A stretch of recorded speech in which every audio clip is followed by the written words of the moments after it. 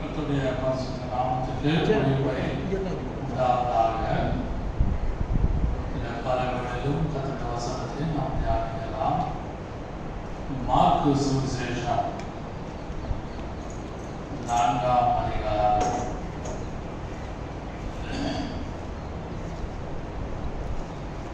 38வது வசனத்தை வாசிக்கலாம். கப்பலின் பின்னணியத்திலே அவர் தலையணியை வைத்து நித்திரையாயிருந்தார். அவர்கள் அவரை எழுப்பி, போதகரே, நாங்கள் மடிந்து போகிறது உமக்கு கவலை இல்லையா என்றார்கள். மகிமை உண்டாவதாக. நாம் ஜெபம் பண்ணுவோம்.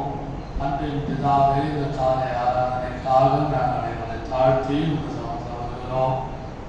தேவரே, இந்த வசனத்தை பகிர்ந்து அடியாருக்கும் கேட்கிற யாருக்கும் மாத்திர திருப்தியும் நன்மையும் பிதாவே நான் அனுபவிக்க கிருபை செய்வீராக.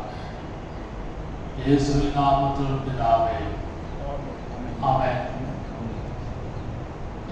இயேசு கிறிஸ்து உலகத்தில் மனித அவதாரத்திலே அவர் சஞ்சரித்து ஜீவித்துக் கொண்டிருந்த காலத்தில் சீஷர்களை கூட்டிக் கொண்டு அவர் அந்த சாயங்காலத்திலே we'll go to other side of the shore, அக்கறைக்கு போவோம் வாருங்கள் என்று 35வது வசனத்திலே நம்முடைய வாசிக்கிறோம். அந்த சாயங்காலத்திலே நீங்கள் அந்த வசனம் இயேசு அழைத்து கொண்டு போகிறார். சீஷர்கள் போகலாம் என்று சொல்லவில்லை. அவர் அவர்களை நோக்கி அக்கறைக்கு போ. He only called the disciples to go to the other side of the shore. இக்கரையிலிருந்து அக்கறை மறுபக்கத்துக்கு போவோம் வாருங்கள் என்று இயேசு சொல்லுகிற ஒரு வார்த்தை. அப்பாடா கர்த்தருடைய பிள்ளைகளே, இன்றைக்கும் இயேசு உலக ஜனங்களையும் கர்த்தருடைய பிள்ளைகளையும் ரட்சிக்கப்படாதவர்களையும் அவர் நோக்கி பார்த்து சொல்லுகிற ஒரு வார்த்தை, go to the other side of the shore. We will go to the other side of the shore. அக்கறைக்கு போவோம் வாருங்கள் என்று உலகம் முழுவதையும் அவர் அழைத்துக் கொண்டிருக்கிறார். இக்கரையாகிய இந்த உலகத்திலிருந்து இக்கரையிலே நடக்கிற காரியங்களிலிருந்து விடுதலை கொடுத்து, இக்கரையிலே காணப்படுகிற பலவீனங்களிலிருந்து விடுதலை கொடுத்து, இக்கரையிலிருந்து தடுமாறி தவித்து மூச்சு திணறலோடு இருக்கிற உங்களையும் என்னையும் எல்லாரையும் பசுத்தவான்களையும் நீதிமான்களையும் He is calling the disciples once. Go to the other side of the we will go to the other side of the shore. அக்கறைக்கு போவார்கள். அதுபோல இன்றைக்கும் இந்த கிருபையின் காலகட்டத்திலே He is calling us. அழைத்துக் கொண்டிருக்கிறார், நம்மை கூப்பிட்டுக் கொண்டிருக்கிறார். ஏனென்றால் அக்கறையாகிய அந்த பருவத்திலே எந்த விதமான சஞ்சலமோ தவிப்போ வேதனையோ கண்ணீரோ உபத்திரவமோ மடிந்து போகிற நிலைமையோ ஒன்றுமே கிடையாது. அதை உதாரணமாக தான் இந்த இடத்திலே நாம் வாசிக்க முடியும். இந்த வசனத்திலே ஆழ்ந்த கருத்தையாக நான் உங்களோடு 35வது வசனத்துடைய விளக்கத்தை நான் சொல்லிக் கொண்டிருக்கிறேன். Go to the other side of the shore. அக்கறைக்கு போவோம். இக்கரையிலே நமக்கு திருப்தி இல்லை. இந்த உலகத்திலே நிம்மதி இல்லை, திருப்தி இல்லை. என்னதான் ஊழியம் செஞ்சாலும், பிரசவம் பண்ணினாலும், பிரசவம் கேட்டாலும், விசுவாசியா இருக்கலாம், அவிசுவாசியா இருக்கலாம், பொது ஜனங்களா இருக்கலாம், இதை பார்த்து கண்டு கேட்டுக் கொண்டிருக்கிற யாரானால் இன்றைக்கும் தேவன் உங்களையும் என்னை எப்படி சீஷர்கள் எடுத்து சொன்னது போல சகல பரிசுத்தவான்களையும் நீதிமான்களையும் பார்த்து அவர் ஒரு அரை கும்பலோடு சேலஞ்சிங்கோடு சொல்லுகிறார், we will go to other side of the shore. நாம் அக்கறைக்கு போவோம் பாருங்கள். ஹல்லேலூயா.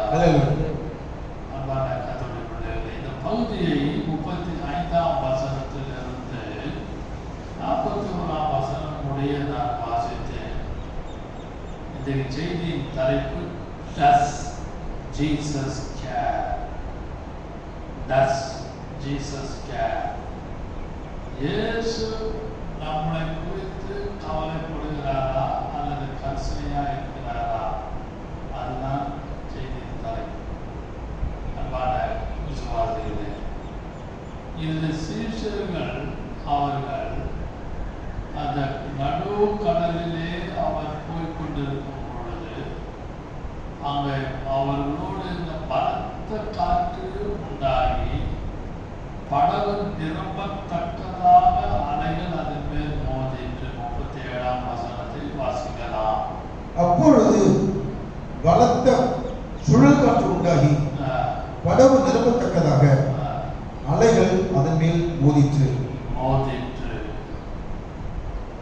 அப்பொழுது என்று சொல்லிட்டு அந்த சந்தர்ப்பத்தில் தான் Jesus was sleeping in the boat.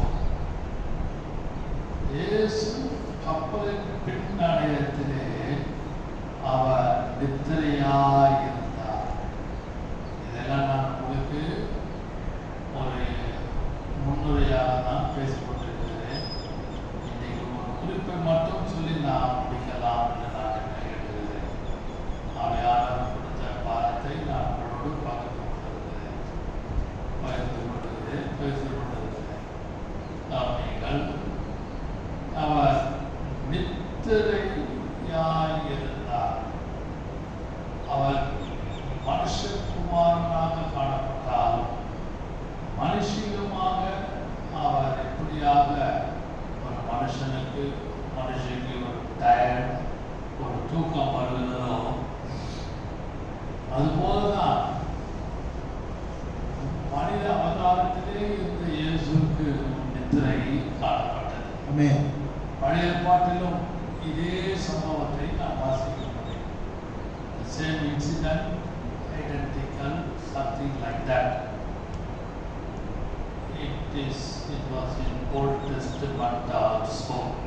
43ஆம் சங்கீதம் 22ஆவது வசனத்திலே நாம் பார்ப்போமானால் 43ஆம் சங்கீதம் 22ஆவது வசனத்திலே பார்ப்போமானால் வாசிக்கலாம். 43ஆம் சங்கீதம் 22 வாசிகள். ஐயா 5 வசனம் தான் இருக்கு. 42 சார். முதல்ல தான் இருக்கு 42 இல்ல.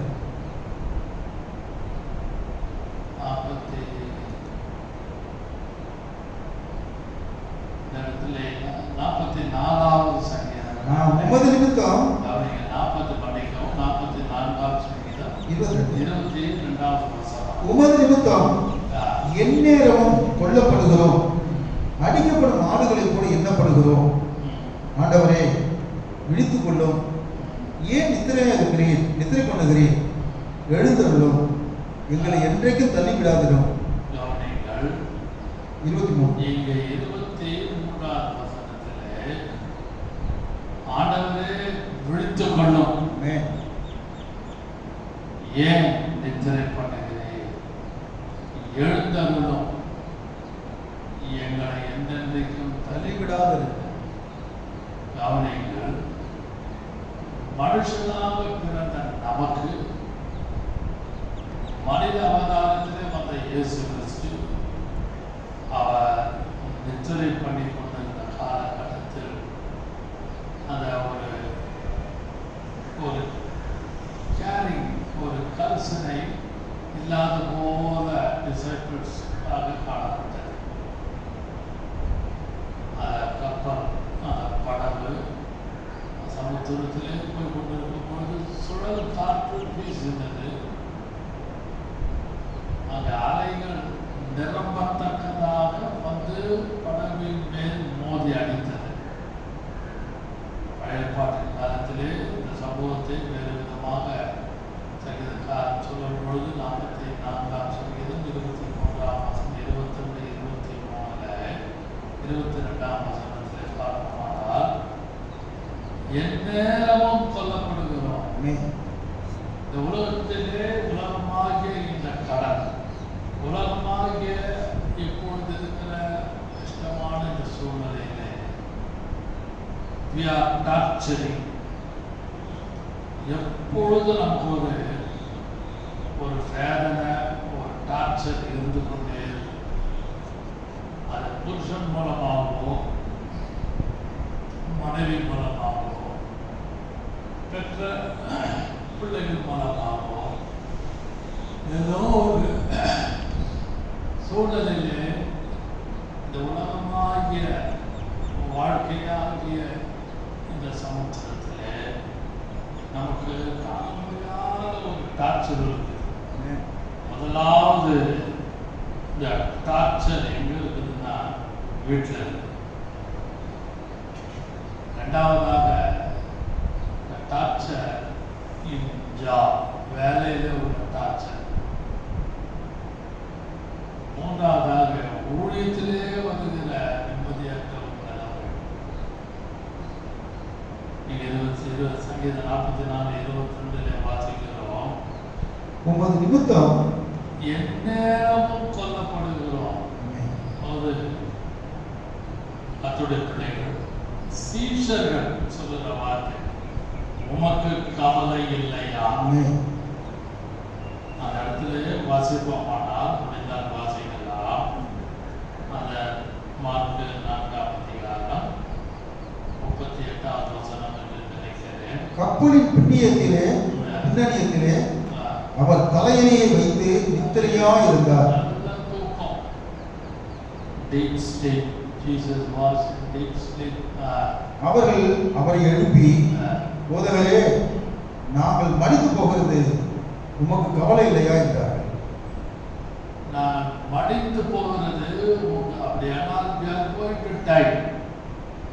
Amplified Bible-ல we are about to die. We are about to die. ஏறக்குறைய மரணத்துக்கு கிட்ட, மரணத்துக்கு சமீபமாக வந்துட்டோம்.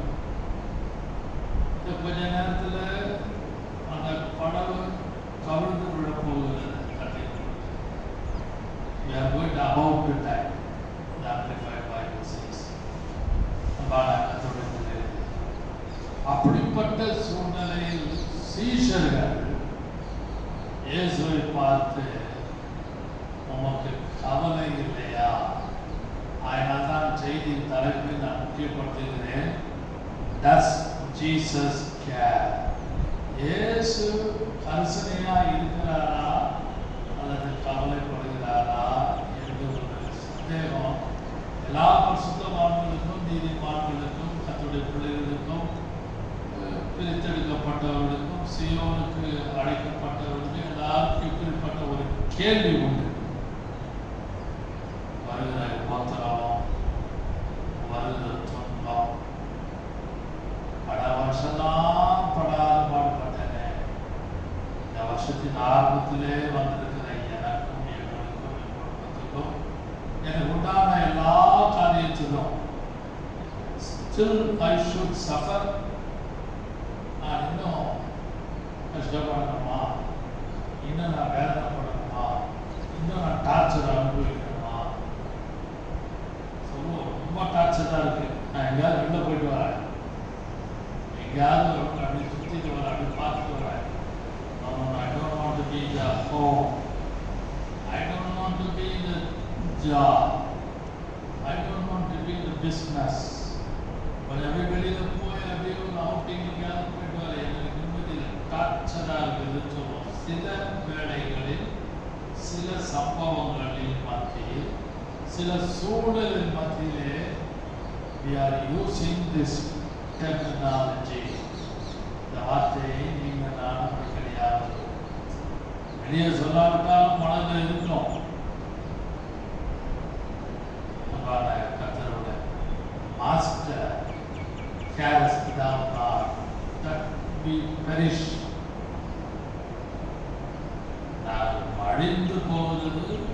மடிந்து போகிறது உங்களுக்கு கவலை இல்லையா? அன்பானவர்களே, இயேசுவை அறிந்த சீஷர்கள், இயேசுவை நன்றாக ருசி பார்த்த சீஷர்கள், taste and see and the Lord is good. அதுபோல இயேசுவை நல்ல ருசி பார்த்த சீஷர்கள் சொன்ன வார்த்தை, உங்களுக்கு கவலை இல்லையா?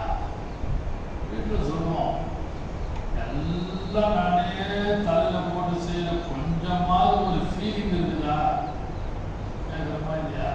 ஆர்கியூமெண்ட்ல சண்டை சச்சரவுல அது ஃபீலிங் வார்த்தை தமிழில் சொன்ன இருக்குதான் கேட்கும்.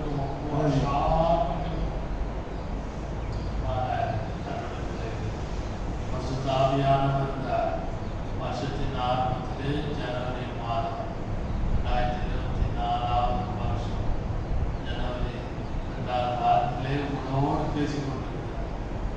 என்ன பேசுகிறார்? என்ன வார்த்தையை அவர் பேசுகிறார்? அவர் தூராக என்ன பேச முடியும்? அதை யோசித்து பார்க்க அடுத்த வசனத்தை வாசிக்கலாம்.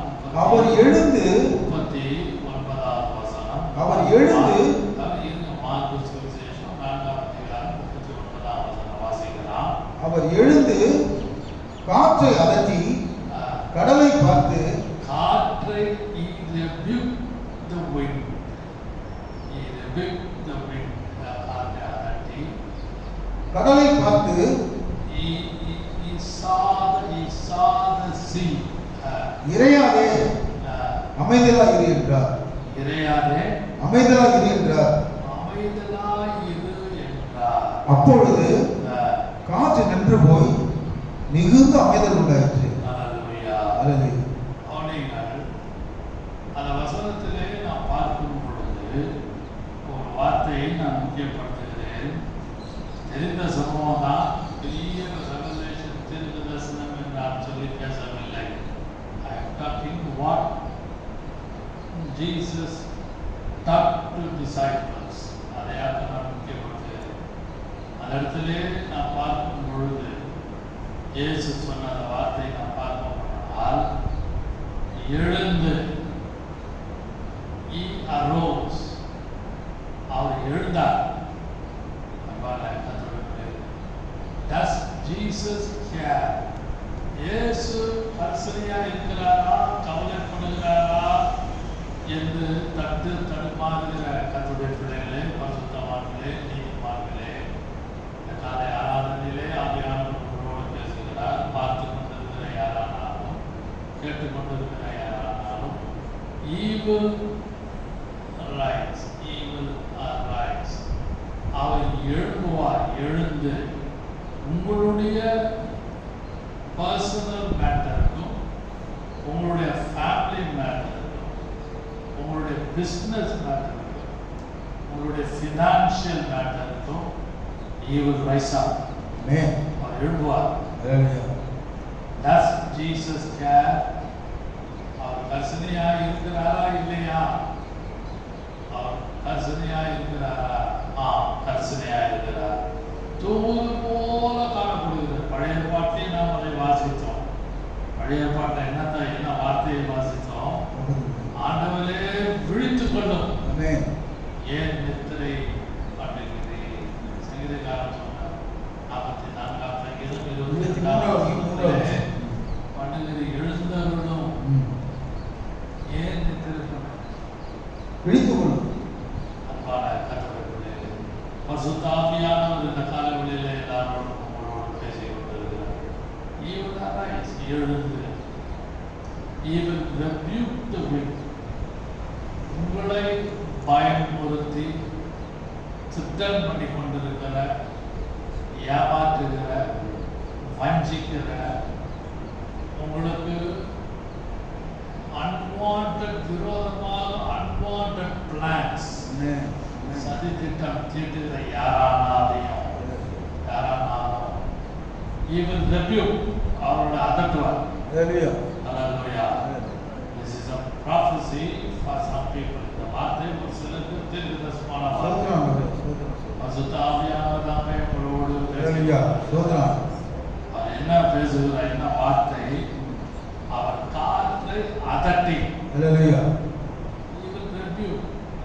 சில காரியங்களை உங்களுக்காக மறைமுகமாக, உங்களுக்கு பின்பாக, உங்களுக்கு கண் பார்வையில் தெரியாத அளவுக்கு கர்த்தர் சில காரியங்களை அதட்டி கொண்டிருக்கிறார். ஹalleluya ஸ்தோத்திரம் ஸ்தோத்திரம் ஸ்தோத்திரம் ஸ்தோத்திரம் ஸ்தோத்திரம். ஹalleluya ஹalleluya. அவர் even review. ஆமென்.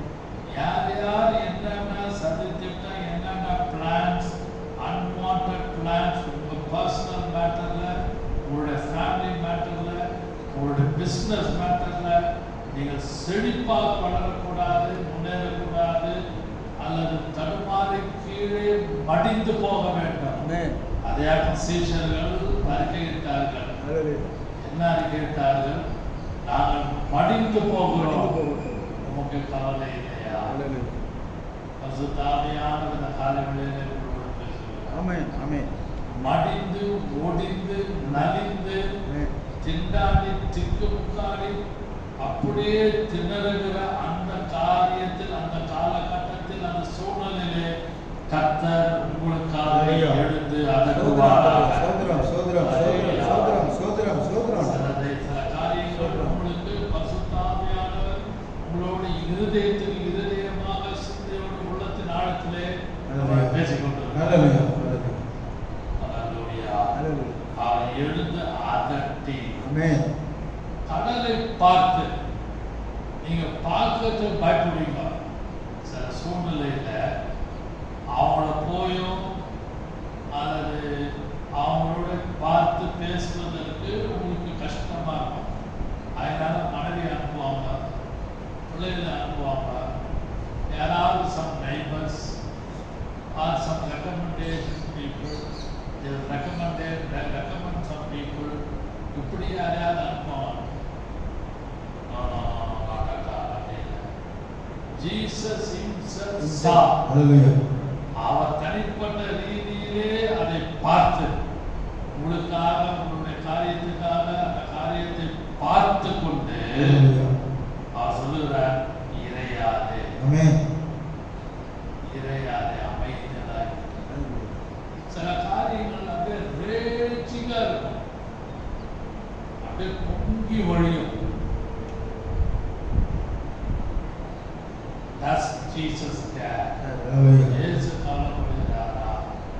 ஏன் இந்த வார்த்தையை அவர் எழுந்து காற்றை அகற்றி கடலை பார்த்து எதிரே அமைதலாக இரு என்றார் என்று சொல்லுகிற வார்த்தையை அழகாக பழைய ஏற்பாட்டின் காலத்திலே இன்னொரு சம்பவத்தை இன்னொரு இடத்திலே வாசிப்போமானால் 65ஆம் சங்கீதம் 65ஆம் சங்கீதம் வாசிக்கலாம். இருங்கள், ஒரு வார்த்தையை நான் முக்கியப்படுத்துகிறேன். அந்த இடத்துல சங்கீதக்காரன் எழுதுகிற ஒரு வார்த்தை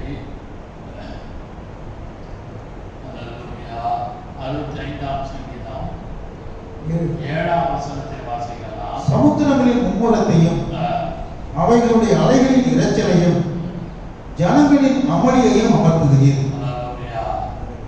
அவர் அமர்த்துகிறார். வார்த்தை சேர்த்து அந்த சம்பவத்திலே, ஐயரே நான் படித்து போகிறோம், உமக்கு கவலை இல்லையா? அந்த வசனத்தையும் இந்த வசனத்தையும் கொஞ்சம் கம்பேர் பண்ணி யோசித்து பாருங்க. யோசித்து பார்த்தீங்கன்னா சமுத்திரத்தின் மும்முரத்தையும் அவைகளுடைய அலைகளையும் இரைச்சலையும், இது 3ஆம் இருக்குது. மார்க்கு 4ஆம் அதிகாரம் 39ஆம் வசனத்திலே காணப்படுகிறது. ஆனால் அது ஒரு வசன வார்த்தையில் ஜனங்களின் அமளியையும் அமர்த்துகிறேன். அந்த வார்த்தையை அந்த இடத்துல மார்க்கு 4ஆம் அதிகாரம் 39ஆம் வசனம் வாசிக்கலாம். அவர் எழுந்து காற்றை அதட்டி கடலை பார்த்து இறையாதே அமைதலாகி என்றார். இந்த வார்த்தை, இந்த வசனத்தையும் 7ஆம் சங்கீதம் 65 கம்பேர் பண்ணீங்கன்னா ஆல்மோஸ்ட் ஐடென்டிக்கல். ஆவியானவர் நம்மளோடு பேசுகிறார். இந்த வார்த்தையை சங்கீதக்காரன் அனுபவத்தோடு எழுதியிருக்கிறார். ஜனங்களின் அமளியை அமர்த்துகிறார். யார் யார் உங்களுக்கு விரோதமாக உங்க குடும்பத்துக்கு பர்சனலாக ஃபேமிலியாக உங்களுடைய காரியத்துக்காக முன்னேறாதபடி யார் யார் அட்டகாசம் பண்ணி தாறுமாறாக்குகிறார்களோ நீங்கள் இந்த பார்த்தீங்கன்னா குறிப்பெல்லாம் கிடையாது, வசனம் தான் எழுத்து வந்திருக்கிறேன். அவையாளர் உள்ளத்தி நாளத்திலே சொல்லுற வார்த்தையை நான் உங்களுக்கு ஜனங்களின் மும்முரம் அப்படியே ரேட்டிங் எப்படி சமுத்திரம் அப்படியே கொந்தளித்து அப்படியே பிரவாகித்து அப்படியே பொங்கி வருகிறதோ ஜனங்கள் மேபி ரிலேஷன்ஸ் சொந்தக்காரர்கள் அக்கம் பக்கத்தார் ஆர் இந்த அஃபீஷியல் செக்டார் யாராவது உங்களுக்கு ஒரு விரோதமாக அமக்களம் பண்ணி கொண்டிருப்பாங்க. அந்த அமக்களத்தை கத்த ஜனங்களில் அமளியை அமர்த்துவார். பசுத்தாவின் நாமத்தினாலே தேவனுடைய ஊழியக்காரன் நான் உங்களோடு பேசுகிறேன். கர்த்தருடைய ஜீவன் கொண்டு நான் உங்களோடு பேசுகிறேன். என்ன சொல்லுகிறேன்? எல்லாவற்றையும் அமைதியாக பார்த்து இறையாதே, அமைதியாகிறது. யார் யார் மும்முரமாக இருக்கிறார்களோ அவர்களை அமர்த்துவாராக. இதை நம்புங்கள். இதை நீங்கள் நானும் விசுவாசிக்க வேண்டும். அதை நம்ப வேண்டும். அதான் இயேசு பார்த்து கடலை பார்த்து இறையாதே அமைதியாய் உடனே எல்லாமே என்னாச்சு? அப்படியே அமைதியாச்சு. கர்த்தர் உங்களுக்காக இந்த 2024ஆம் வருஷம் ஆரம்பத்தில் வந்திருக்கிற உங்களை பார்த்து உங்களுக்காக சில காரியங்களை அப்படியே ரஃப் மேட்டர் அப்படியே ஸ்மூத் ஆக்கி அப்படியே ஒரு ஷார்ப்பா யாராவது இருக்காங்களோ பொறுமையாக எல்லா ஷார்ப்னஸையும் அப்படியே சமமாக்கி எல்லாவற்றையும் அமைதலாக்குவாராக. ஆகையால் நீங்கள் உங்களுடைய கவலைகள் எல்லாம் அவர் மேலே வைத்து விடுங்கள். கடைசியாக இந்த வசனத்தை நான் முக்கியப்படுத்துகிறேன். 1 பேதுரு 5ஆம் அதிகாரம் 7ஆம் வசனத்தை வாசிப்போமானால், இதை அனுபவித்த பேதுரு, இதை அனுபவித்த சீஷர்கள், விசேஷமாக பேதுரு தன்னுடைய நிருபத்தில் எழுதும் பொழுது இந்த சம்பவத்தை உணர்ந்து அதை பார்த்தபடினாலே வாசிக்கலாம். அவர் உங்களை விசாரிக்கிறவரானபடினால் உங்கள் கவலைகள் எல்லாம் அவர்கள் வைத்து விடுங்கள்.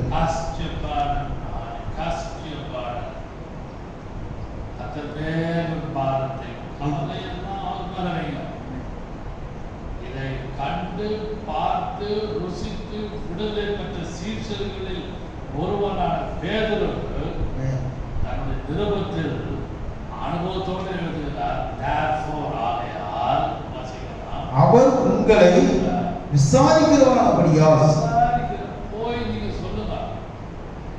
நீங்க யாருக்கையும் போய் சொல்ல வேணாம். Don't go to police station. Don't go to any advocates. Don't go to any court.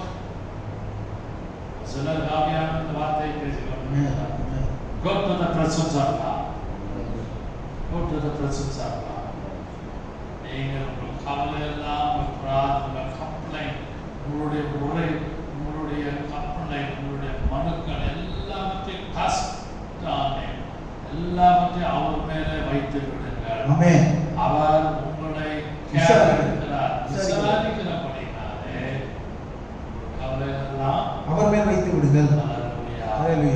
சிலருக்கு இந்த வார்த்தை ஆவியானவர் இந்த சமயத்து செய்தியை உள்ளத்தின் ஆழத்திலே உங்களுடைய பிரசன்ட் கண்டிஷன், இப்பொழுது நீங்கள் போய்கொண்டிருக்கிற தற்காலிகமான நிலைமையை இப்பொழுது இந்த சந்தர்ப்பத்திலே ஆவியானவரோடு பேசி உங்களை எழுப்பி தைரியப்படுத்துவார். அதனால்தான் காஸ்டியமாடன் உங்கள் கவலைகள் எல்லாம் அவர் மேலே வைத்து விடுங்கள். உங்கள் கவலை இருக்கும். எல்லாருக்கும் ரட்சிக்கப்பட்டவர்களுக்கு, ஞானசானம் பெற்றவர்களுக்கு, அபிஷேகம் பண்ணப்பட்டவர்களுக்கு, பிரித்தெடுக்கப்பட்டவர்களுக்கு சியோனுக்காக அழைக்கப்பட்டவர்களுக்கு யாரானாலும் மனவாட்டி ஸ்தானத்துக்காக ஆயத்தமாக இருக்கிற யாருக்கும் எல்லாருக்கும் there is always holiness கவலை. ஆனால் தான் சீஷர்கள் ஒரே வார்த்தை இயேசு வார்த்தைகள் நாங்கள் படித்து போவதில் கவலை இல்லையா, உங்களுக்காக இயேசு எழுந்து கடலை பார்த்து இறையாதே அமைதியாயிரு என்று சொன்னவர் இன்றைக்கும் உங்களுடைய எல்லா காரியத்துக்கும் உங்களுக்காக எழுப்பி அதட்டி அமைதிப்படுத்தி எல்லாவற்றையும் ரொம்ப சமமாக்கி ஸ்மூத்தாக்கி உங்களை சமாதானமாக வழி நடத்துவாராக. ஆமென். ஹல்லேலூயா. Praise the Lord. Hallelujah. Glory, மகிமை, மகிமை. பரிசுத்தாவியானவர் நம்மோடு பேசிக் கொண்டிருக்கிறார். Have we trials and temptation? Is there trouble anywhere? We should never be discouraged. Into the Lord and pray. Can we find the friends of faithful? Who will all our sorrow share? Jesus knows my every way.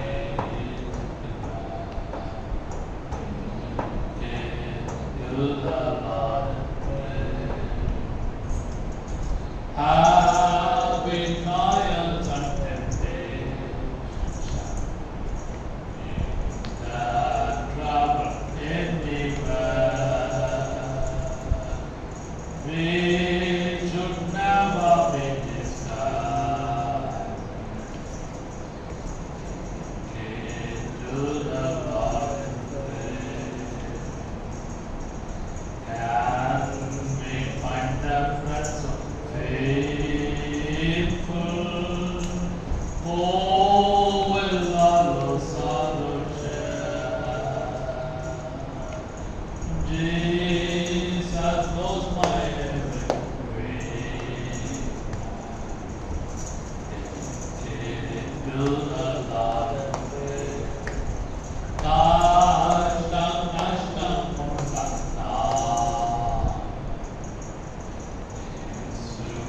One seruvo.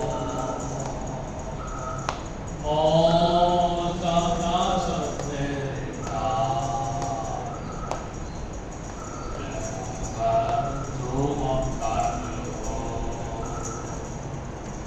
Nikto vadettetto. Uvai badavinam tanguva.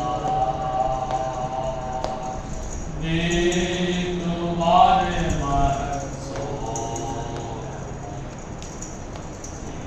Yadunam matruva. அன்பின் பிதாவே, இந்த காலை ஆராதனைக்காக நாங்கள் இந்த தாழ்ச்சியில் சமர்ப்பிக்கிறோம். Does Jesus care? இந்த தலைப்பிலே நாங்கள் தியானித்தோம். அந்த கிருபை கொடுத்து அதற்காக நன்றியோடு பேசுகிறேன்.